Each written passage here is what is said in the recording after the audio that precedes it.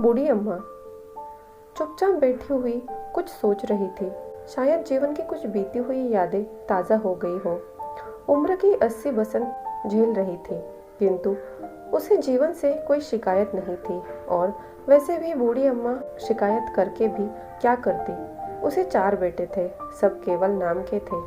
कभी भी प्रेम से अपनी बूढ़ी अम्मा के पास नहीं बैठते थे। हाँ, 4 वक्त की रोटी खिला देते थे और उसी को अपनी कर्तव्य मान रहे थे। इसी बीच बूढ़ी अम्मा की आंखें नम हो गई।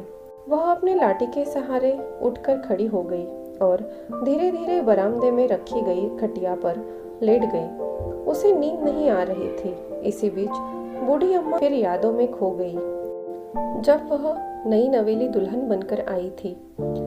कितना हंसता खेलता परिवार था। उसके पति मोहनलाल उसे कितना प्रेम करते थे, किसी भी चीज की कमी नहीं होने देते थे। किंतु आज वह एक एक वस्तु के लिए तरस जाती है। इसी बीच उसका ध्यान टूटा। उसका बड़ा लड़का विनोद गुस्से से चिल्लाते हुए अपनी पत्नी से कह रहा था, कितनी बार तुमसे कहा है कि बूढ़ी अम्मा की खटिया बरामदे से हटाकर किसी दूसरी तरफ रख दो। मेरे दोस्त आते जाते रहते हैं, शिकायत महसूस होती है मुझे। तभी उसकी पत्नी बोली, तो मैं क्या करूं?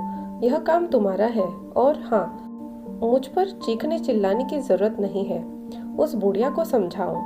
विनोद कुछ नहीं बोला। सब कुछ सुनकर बूढ़ी अम्मा शांत रही। आज वह अपने बेटों के लिए बस बोझ बन चुकी थी। शाम को विनोद के कुछ दोस्त आए। विनोद से छोटे तीनों भाई महेश, अमन और गोपाल भी उसके दोस्तों के साथ बैठे हुए थे। पार्टी चल रही थी। खूब चाय नाश्ता हो रहा था। हंसी मजाक का सिलसिला जारी था, मगर बूढ़ी अम्मा की चिंता किसी को भी नहीं थी। वह बरामदे की खटिया पर लेटी हुई आसमान की तरफ देख रही थी। आसमान में चांद को देखकर उसे लगा कि चांद भी उसी की भांति बिल्कुल अपनों में बेगाना बन गया है। उसे जोरों की भूख लग रही है। बूढ़ी अम्मा 1-2 बार अपनी पतोहुओं को आवाज दी, मगर उसकी आवाज बरामदे में ही रह गई, क्योंकि बरामदे से आगे के कमरों में जश्न मनाया जा रहा है। उसी बीच बूढ़ी अम्मा को जब बर्दाश्त नहीं हुआ, तब वह उठकर जाने की कोशिश करने के क्रम में बड़े जोर से गिर पड़ी। गिरने की आवाज सुनकर सभी लोग दौड़ पड़े। विनोद, महेश, अमन और गोपाल वहां आ गए। विनोद बूढ़ी अम्मा को उठाते हुए गुस्से से बोला, अम्मा, तुमको क्या जरूरत थी यहाँ से उठने की? किसी चीज की जरूरत होती तो आवाज दिया होता। सारा मजा तूने बिगाड़ दिया है।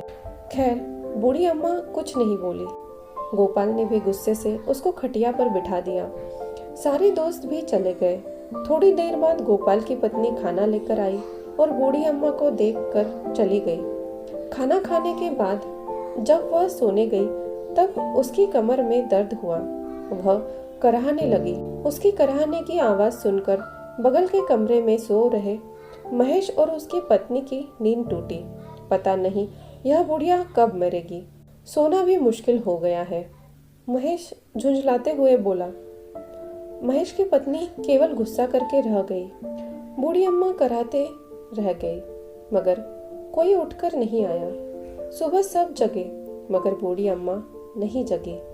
विनोद बोला, बुढ़िया मर गई, बोझ टला, बरामदे की सफाई कर दो।